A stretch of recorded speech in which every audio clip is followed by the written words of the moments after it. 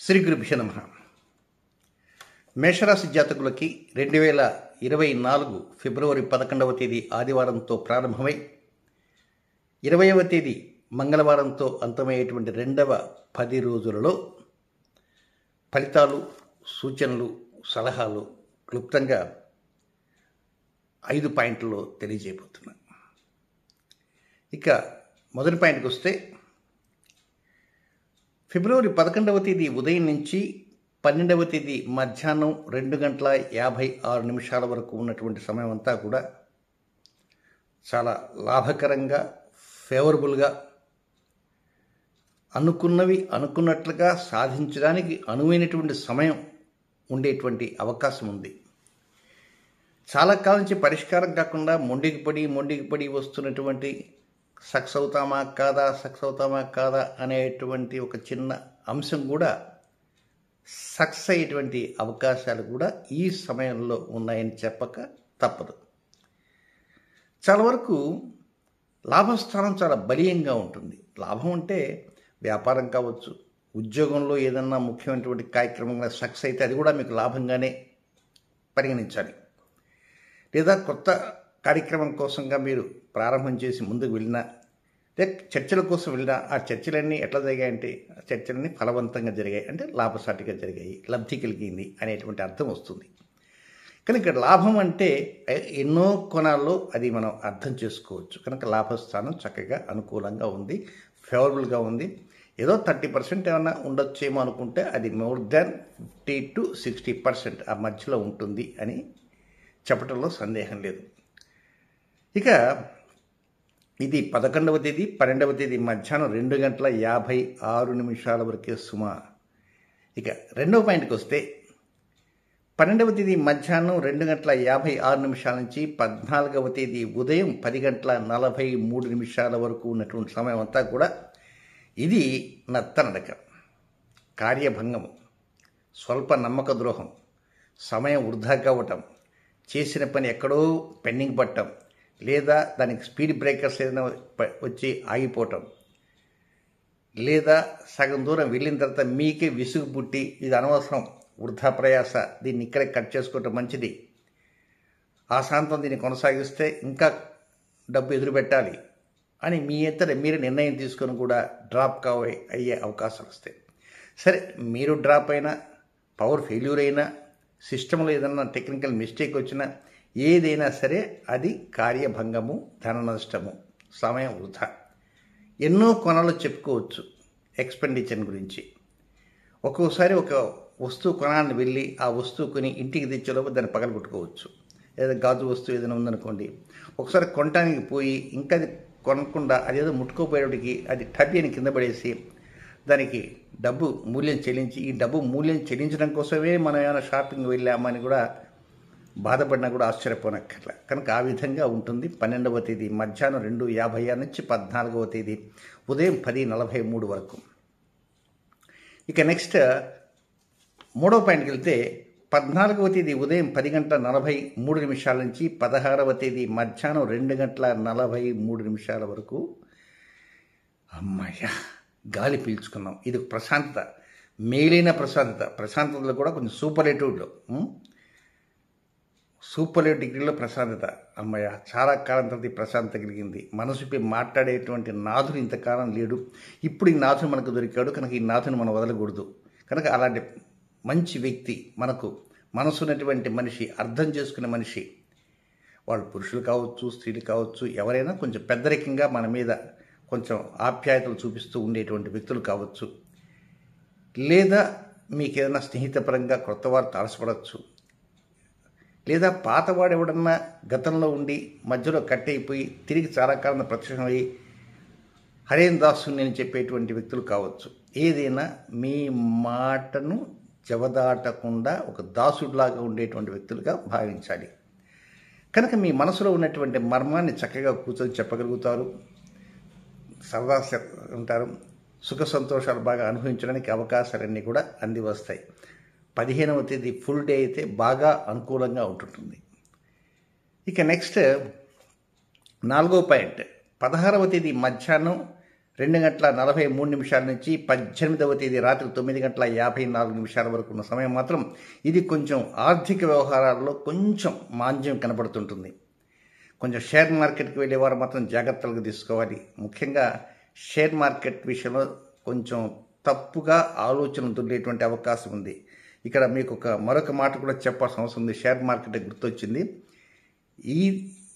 ఈ లోపలనే అంటే 13వ తేదీ కూడా మీరు కొంచెం షేర్ మార్కెట్కి వ్యవహారాల్లో చాలా జాగ్రత్తగా ఉండాలి. 13వ తేదీ ఐ థింక్ మంగళవారం అవుతుంది అనుకుంటాను. 13వ తేదీ ఆ రోజు కూడా కొంచెం జాగ్రత్తగా ఉన్నారు. అనవసరంగా దూకుడు మాత్రం చేస్తే మాత్రం అది కరెంట్ షాక్ కొడుతుంది. కనుక ఆ 13వ తేదీ తిరిగి ఈ 4వ పాయింట్లో మాత్రం కొంచెం జాగ్రత్తగా ఉండండి. స్పెక్యులేషన్కు దూరంగా ఉండాలి.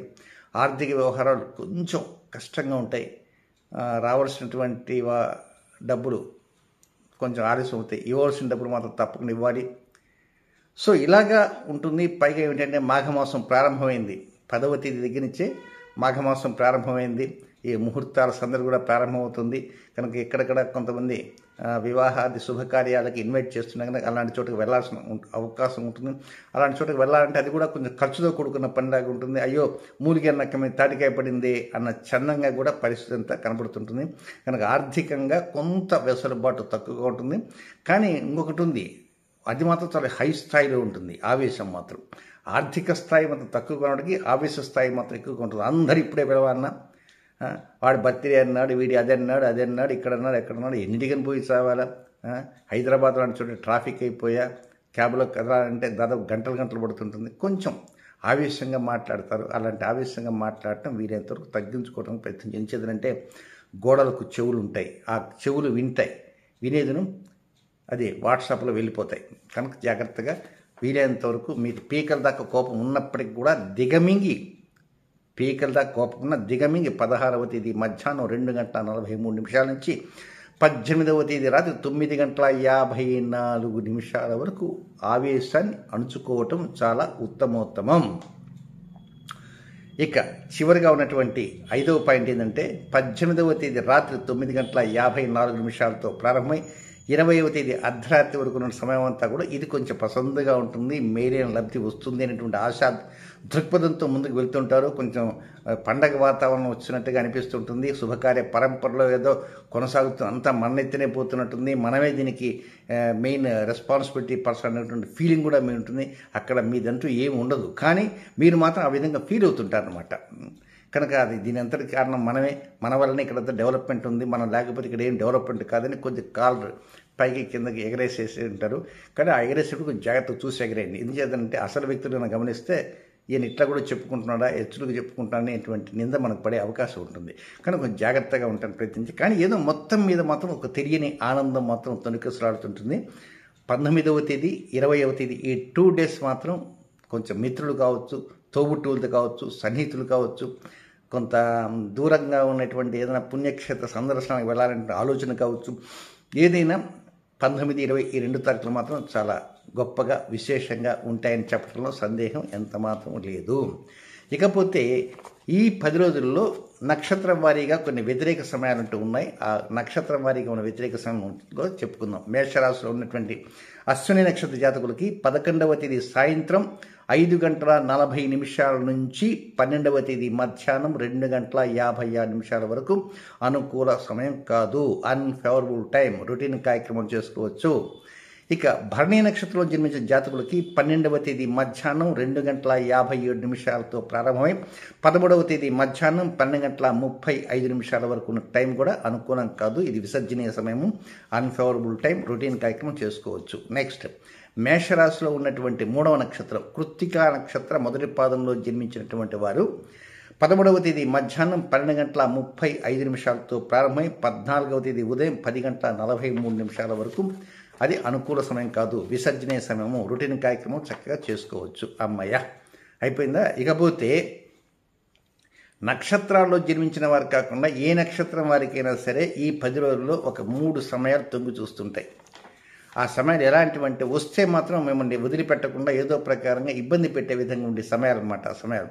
కనుక ఆ సమయాల్లో ముఖ్యమైనటువంటి కార్యక్రమాలకు శ్రీకారం చుట్టకూడదు. రొటీన్ కార్యక్రమం మాత్రం చేసుకోవచ్చు. అవి ఎప్పుడెప్పుడు ఉన్నాయంటే 13వ తేదీ ఉదయం వేకుంజాం అనమాట. 13వ తేదీ సూర్యోదయానికంటే ముందే 4:09 4:09 AM టు 13వ తేదీ మధ్యాహ్నం 2:41. అంటే దాదాపుగా ఇది 11 గంటల చిల్లర ఉంటుంది. నెక్స్ట్ రెండవ టైం వచ్చేసి 16వ తేదీ ఉదయం 8:44 నుంచి రాత్రి 8:30 వరకు. ఇది కూడా అనుకూలమైన సమయం కాదు, విసర్జనీయ సమయము. రొటీన్ కార్యక్రమం చక్కగా చేసుకోవచ్చు.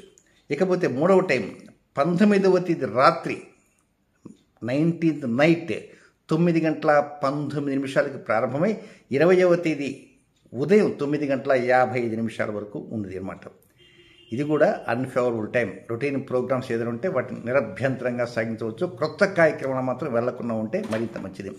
ఏది ఏమైనప్పటికీ కూడా మేషరాశి జాతకులకి ఈ 10 రోజుల్లో మైనస్ల కంటే కూడా కొంచెం ప్లస్లే ఎక్కువ కనబడుతుంటాయి అన్నమాట. కొంచెం అప్పుడప్పుడు ఉంటాయి. ఒకేసారి 10 days కాకుండా అప్పుడప్పుడు కొంత పాజిటివ్గా ఉండేటువంటి పర్సంటేజ్ ఆఫ్ బెనిఫిట్స్ కొంత అధికంగా ఉంటాయని తప్పకుండా చెప్పవచ్చు. శుభం.